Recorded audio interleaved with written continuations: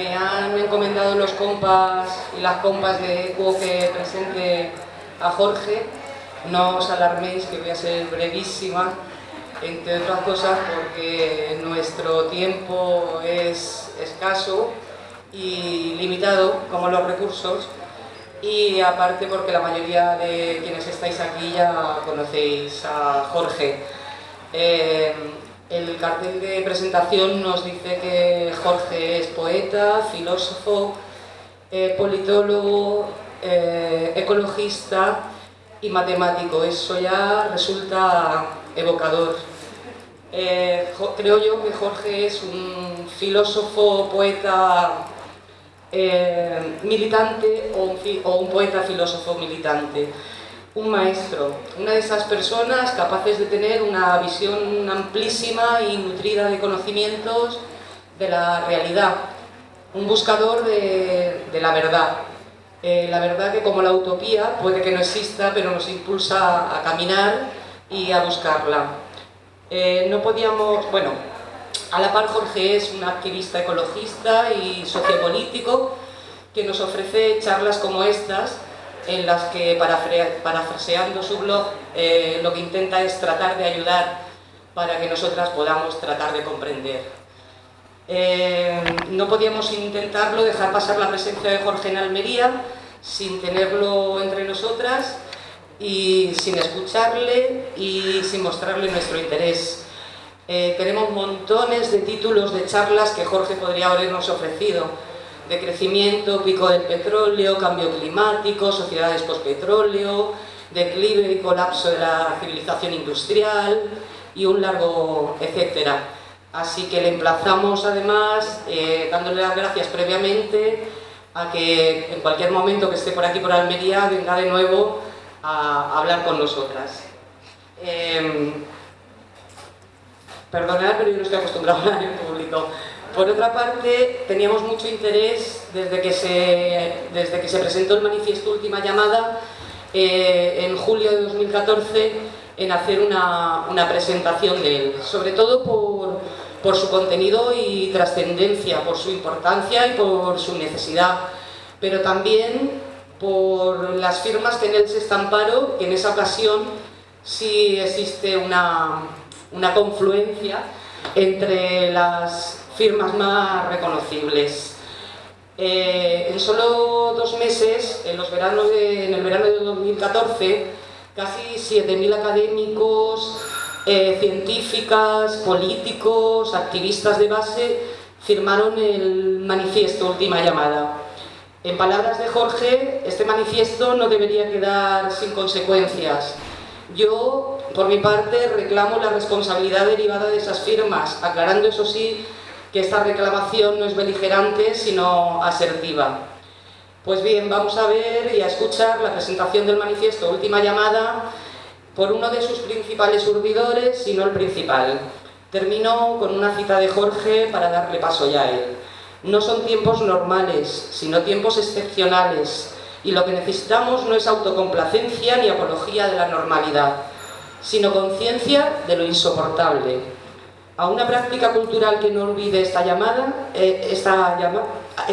a una práctica cultural que no olvide esto, llamadla, si queréis, compromiso. Compromiso con la suerte de la humanidad y con el destino de la biosfera. Gracias por estar aquí, compañero. Te escuchamos.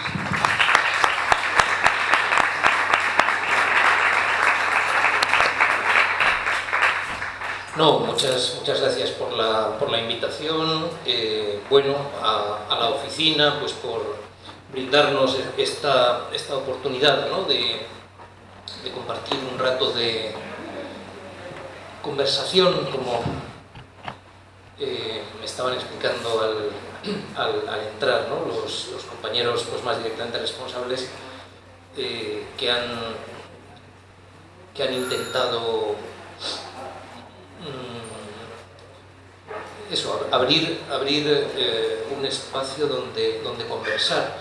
Decía Dewey, John Dewey, ¿no?, el filósofo estadounidense, filósofo y educador, bueno, y unas pocas cosas más, decía que la conversación era el comienzo de la democracia.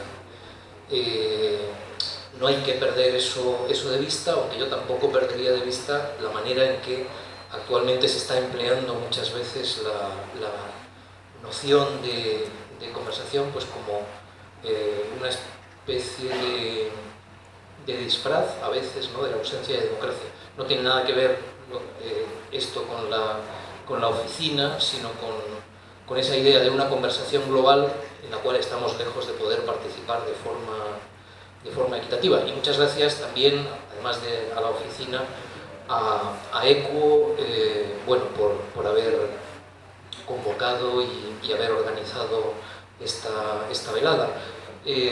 Me pidieron, en efecto, las compañeras y compañeros de ECUO que reflexionásemos a partir del manifiesto Última Llamada, que en efecto redactamos. No es que yo sea el principal redactor, como se decía, con amabilidad y con cierta exageración, sino que lo elaboramos pues entre una quincena, 12, 15 personas, hace un poquito más de un año. Se hizo público a comienzos de julio de 2014. Lo titulamos pues de esta manera un poco resonante, Última Llamada. Tenía un subtítulo que dice: esto es más que una crisis económica y de régimen, es una crisis de civilización.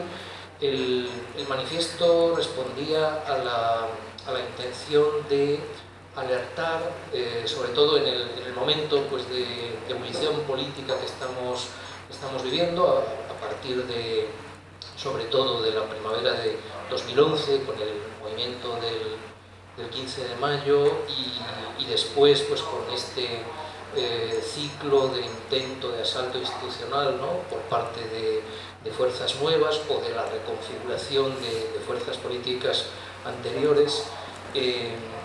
Nos preocupaba, a las redactoras y los redactores del manifiesto, nos preocupaba cómo en esos combates que tienen algo de combate, aunque vayan lejos, sobre todo si pensamos en la noción de proceso constituyente, tienen mucho también de luchas a corto plazo. Si queréis luego pues cuento un par de anécdotas en ese sentido, de un horizonte en el cual el quebranto económico-social que se ha producido en estos últimos años, ¿no?, después de que en 2009, 2010, 2011 se hicieran cada vez más gravosos, ¿no?, los efectos de la crisis financiera y luego crisis económica general, que afectaran, ¿no?, a tantos millones de personas, que se disparara el desempleo juvenil, que volviéramos a topar, ¿no?, con males sociales que mucha gente pensaba que habían ya desaparecido, ¿no?, de nuestro país. Niños hambrientos, por ejemplo. Esas urgencias estaban distrayendo cada vez más la atención de lo que son los fenómenos de fondo que están condicionando ya y que van a condicionar todavía más lo que pase a nuestra sociedad y más allá de ella en este siglo XXI, que yo hace tiempo vengo llamando el siglo de la gran prueba, ¿no? Y como una voz de alerta frente a esas dimensiones, lo ecológico-social, fenómenos de una trascendencia tan enorme como el calentamiento climático o el descenso energético, fenómenos dentro de los cuales ya estamos, para alertar sobre jugando en esa inquietud, ¿no?, entre lo urgente y lo importante. Redactamos este manifiesto y lo presentamos efectivamente para su firma entre esas decenas de primeros firmantes, pues también a los dirigentes, ¿no?, de estas fuerzas nuevas o renovadas que están dando la batalla político-institucional en estos últimos 2 años sobre todo. Quizá para proceder, si os parece, voy primero, el manifiesto es breve, son un par de páginas, lo voy a leer en primer lugar, porque aunque seguro que algunas y algunos ya lo conocéis, habrá también gente en la sala que no lo haya leído. Luego haré algunos comentarios y después pasamos enseguida pues a un debate abierto que creo que puede ser pues, lo más productivo, sobre todo para quienes ya conozcáis la iniciativa. La iniciativa, ha habido bastantes presentaciones como estas en distintos pueblos y ciudades, y otra serie de iniciativas conexas, ¿no? Por ejemplo, ahora se está terminando de redactar un libro extenso. El manifiesto no ofrece ninguna solución en positivo, digamos, apunta los problemas y da algunas orientaciones muy amplias, pero no presenta ningún programa de salida del desastre en el que estamos, ¿no? Eso lo vamos haciendo también vamos aportando, si queréis, en positivo en otros lugares, en otros contextos, ¿no? Yo lo he hecho por mi cuenta desde hace bastantes años con distintos libros y publicaciones, algunos también de forma colectiva, ¿no? A través, por ejemplo, pues de un grupo de investigación sobre transiciones postcapitalistas, desde donde desplegamos algunas otras iniciativas y en particular pues completamos una trilogía de propuestas, en ese caso sí en positivo, propuestas de transición estos últimos años. Ahora se está terminando de redactar un libro también con esa intención programática desde el Foro Transiciones, que se reúne en Madrid desde hace 3 años más o menos, una vez al mes, y donde trabajan también una parte de los redactores y las redactoras del manifiesto. En fin, que hay como un entorno de iniciativas que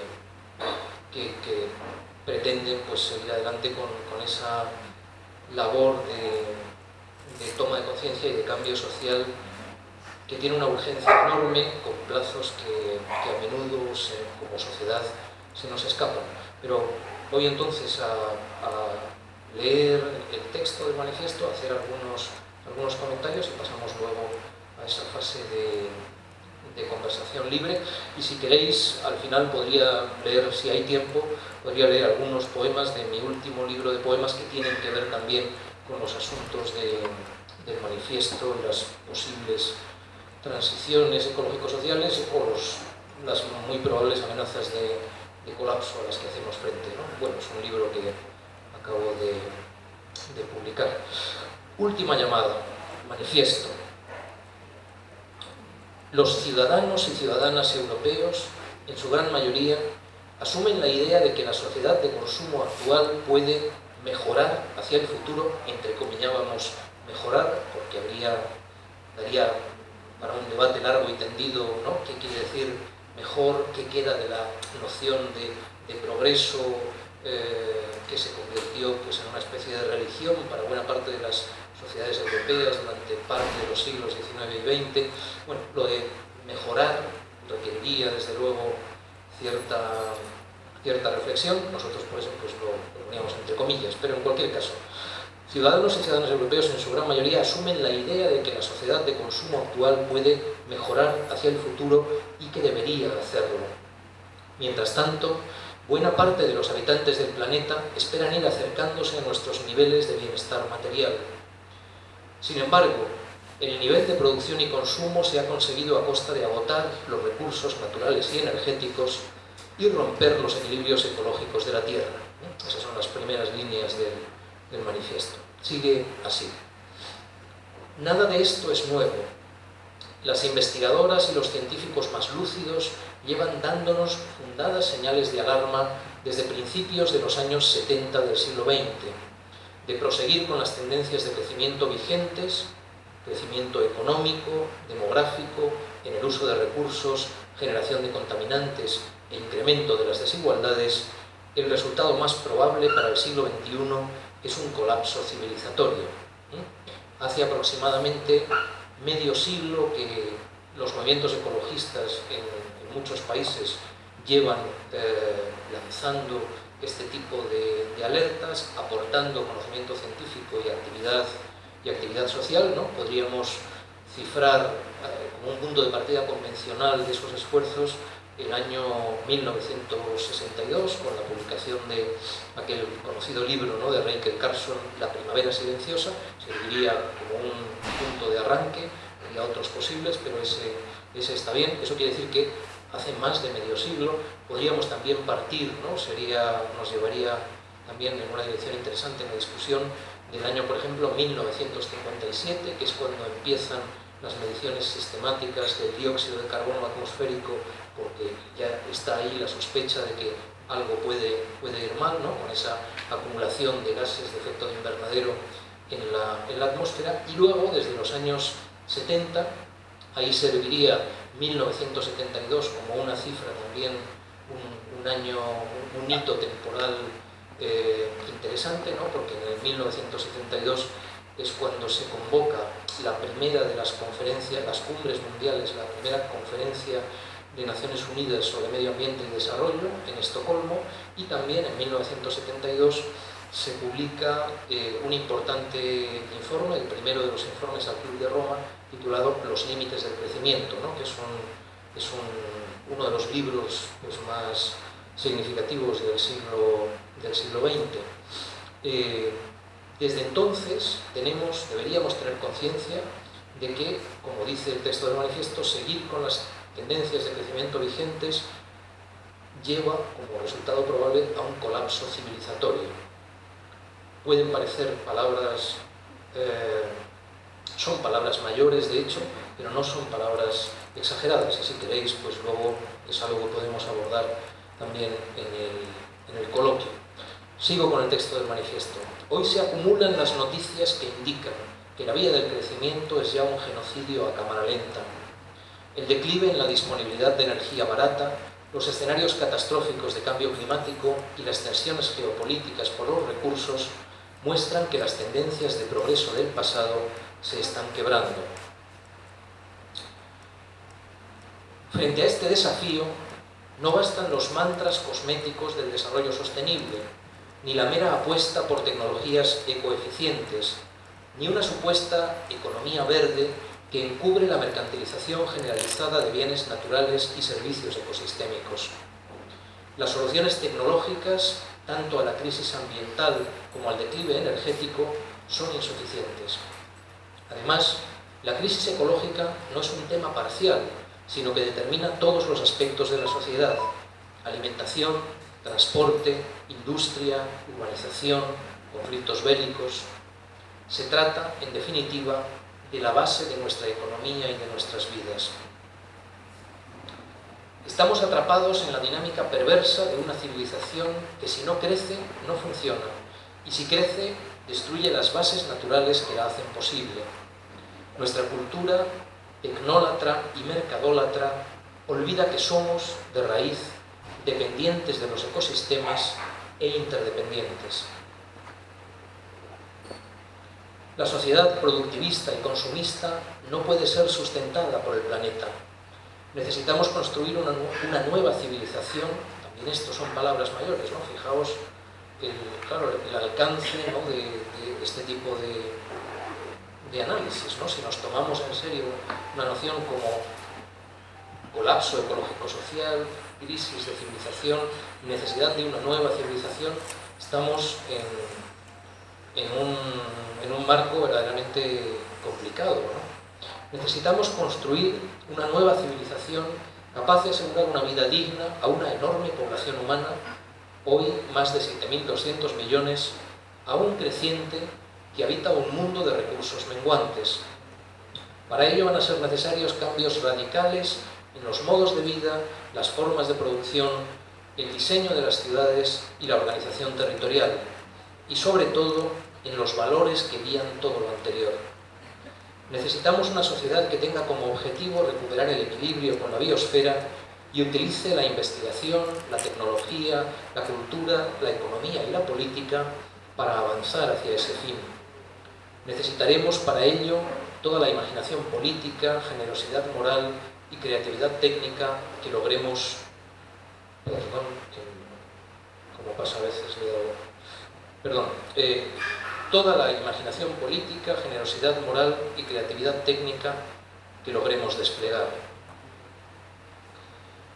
Pero esta gran transformación, igual habéis leído también algunos de los trabajos que bajo esa noción, gran transformación, se han propuesto desde hace casi 15 años ya, ¿no? Hay algunos, un instituto sueco y otra gente trabajando con esa noción.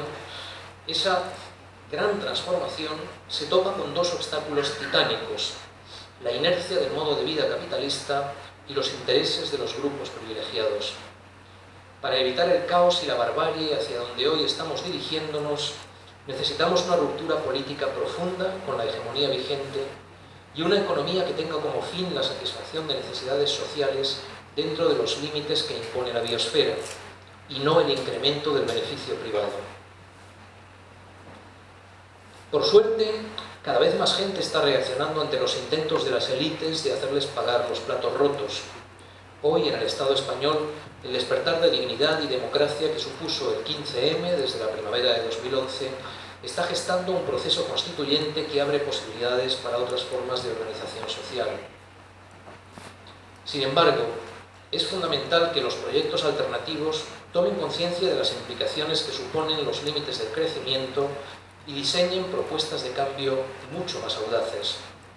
La crisis de régimen y la crisis económica solo se podrán superar si al mismo tiempo se supera la crisis ecológica. En este sentido, no bastan políticas que vuelvan a las recetas del capitalismo keynesiano.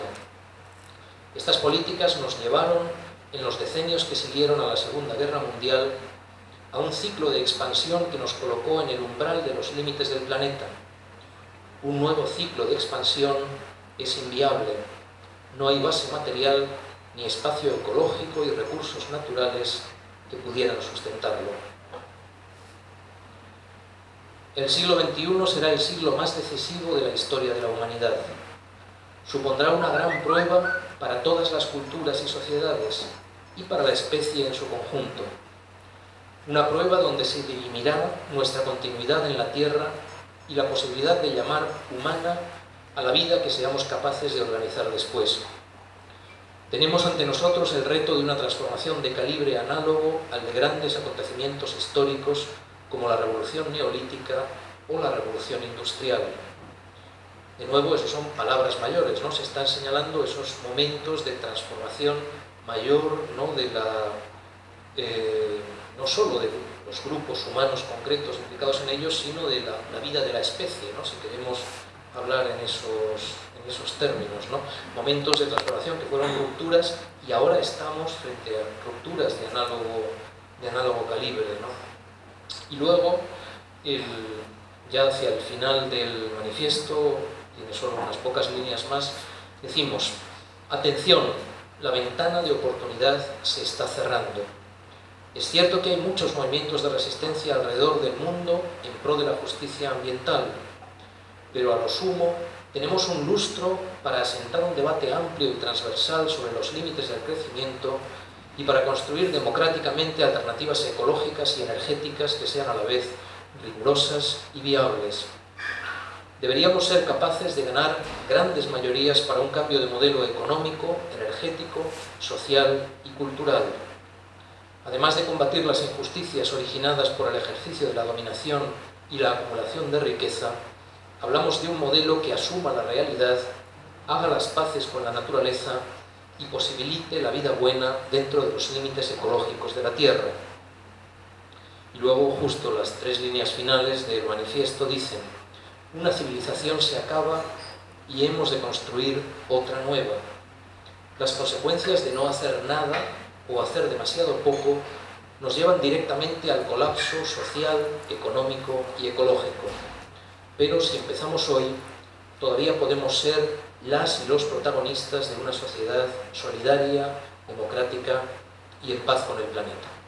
Bueno, ese es el texto que hicimos público en julio del año pasado, que recogió pues toda esa serie de apoyos del mundo, entre los primeros firmantes, pues del mundo de la ciencia, la investigación y la política, el activismo político y social, que recabó enseguida también pues varios miles de adhesiones a partir de un blog, una web blog de estos, donde tenéis, por cierto, pues materiales, aparte del propio texto del manifiesto, pues bastantes materiales vinculados con el mismo. De hecho, hay como 2 blogs vinculados con el manifiesto, ¿no? Uno es el blog directo del manifiesto Última Llamada, y luego hay otro que hemos puesto en marcha después dentro de eldiario.es, ¿no? El diario digital eldiario.es, y en la sección esa de opinión y blogs que acoge el diario, hay también uno llamado Última Llamada, con el mismo título del manifiesto, donde hemos ido, bueno, ha sido todas las vías que hemos buscado pues, para ese trabajo, diríamos, de ilustración ecológica, ecológico-social que nos hemos propuesto. La verdad es que no solo desde esta iniciativa, sino desde bastante antes, ¿no? La gente que andábamos enredando con ello. Y bueno, ya habréis visto que las cuestiones planteadas pues, son enormes, los interrogantes dan vértigo, ¿no? Ante los interrogantes planteados. Yo había pensado pues, como 3 o 4 elementos que podrían dar pie para esta conversación ahora, pero por supuesto puede haber otros que os parezcan pues incluso más importantes, ¿no? Una primera noción. Vivimos en una sociedad muy quebrantada por lo que ha ocurrido los últimos años. Hay un deseo de normalidad, un anhelo de normalidad, que yo creo que sería probablemente la tónica dominante entre nuestros conciudadanos y conciudadanas, ¿no? Si hiciéramos así una encuesta sociológica bien diseñada, pues seguramente ese deseo de normalidad, que en muchos casos se identifica simplemente a la situación en la que estábamos en 2005, en 2006 o hacia el 2000, o si queréis, o en 1992 con la Expo. O sea, para mucha gente eso han sido tiempos de normalidad que ahora se añoran, ¿no? Hubo una pequeña anécdota en relación con eso, ¿no?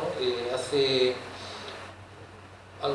pocos meses, en una de las reuniones que estaban teniendo lugar cuando se fraguaba la candidatura de Ahora Madrid, allá en la capital del reino, antes de, bueno, dentro de este movimiento que ha habido, ¿no? Para las elecciones municipales y autonómicas, recuerdo una reunión que tenía una parte también de rueda de prensa, donde había mayoría de gente de universitarios, estudiantes y profesores, pero también gente de movimientos sociales, y en cierto momento intervino uno de los trabajadores de Coca-Cola, que están llevando a cabo en estos últimos meses, año y pico ya, pues una lucha que desde el punto de vista estrecho, digamos, ¿no? de las luchas obreras, pues tiene bastante de ejemplar, ¿no? La manera como han reaccionado, se han organizado y van luchando pues, por sus condiciones de vida, su empleo y demás. Pero me llamó mucho la atención cómo aquel trabajador que en términos clásicos vendría a representar, en cierta forma, pues como casi los sectores más conscientes de lo que queda de clase obrera organizada, que es muy poco, se refería literalmente en cierto momento a cómo decía, antes todo estaba bien, y ese antes era ese momento de 2005-2006, o sea, antes simplemente pues cuando no habían tenido lugar, pues cuando no se había llevado a cabo la brutal reforma laboral de estos últimos años, cuando no se habían llevado a cabo los recortes en sanidad, educación y otros, cuando los ataques contra los derechos de los trabajadores y de ciudadanos y ciudadanas pues no habían adquirido ese vigor. Me parece representativo de esa especie de anhelo de normalidad, ¿no? Desde ese lugar lo encontramos, pero lo encontraríamos igualmente si nos fijásemos en otros sectores sociales, ¿no? Bueno, pues ese anhelo de normalidad se va a ver defraudado. O sea, primero, no es cierto, si entrásemos un poco más en las cuestiones de fondo, no es cierto, claro, que aquella situación fuese normal en un sentido pues, interesante, ¿no? Cualquiera que tuviera noción pues, de este medio siglo, por ejemplo, de advertencias sobre una crisis ecológico-social que no ha dejado de ahondarse desde entonces, nadie podría pensar que eso era una situación normal, ¿no? Era una situación en la cual se conseguían expulsar desde el centro hacia las periferias para los problemas más acuciantes, pero donde esos problemas pues, cada vez se agravaban más. Pero con independencia de esa cuestión es que tampoco lo que tenemos por delante se va a parecer a un retorno a esa supuesta normalidad. Yo creo que más bien lo que nos aguarda pues será más parecido a una sucesión de crisis cada vez más hondas, que van a ir tocando pues todo lo que somos en economía, sociedad y cultura, ¿no? En estos tiempos que vienen, que van a ser tiempos duros, ¿no? Yo creo, de hecho, que vamos, no soy el único que lo cree, que vamos hacia probablemente las rupturas más profundas en toda la historia de la especie, y eso ya es decir mucho, ¿no? Llevamos, Homo sapiens sapiens, pues lleva unos 150.000 años sobre la superficie de este tercer planeta del sistema solar, ¿eh? Los parientes cercanos a nosotros llevamos más tiempo, ¿no? 6 o 7 millones de años, y luego el género Homo pues desde hace unos 3 millones de años. Es bastante tiempo, aunque es también solo un parpadeo en términos de la vida del planeta o de la historia del universo, ¿no? Poco tiempo si lo comparamos con los 4.500 millones de años de existencia de la Tierra, y la vida aparece muy pronto, ¿no? En esa Tierra de 4.500 millones de años, pues la vida, sabéis que desde hace por lo menos 3.900 millones de años pues ya estaba ahí. Bueno, en ese contexto de historia del planeta y de historia de la especie, nosotros vamos en el siglo XXI hacia grandes rupturas, para bien o para mal, ¿no? Y si queréis luego pues podemos conversar sobre ello.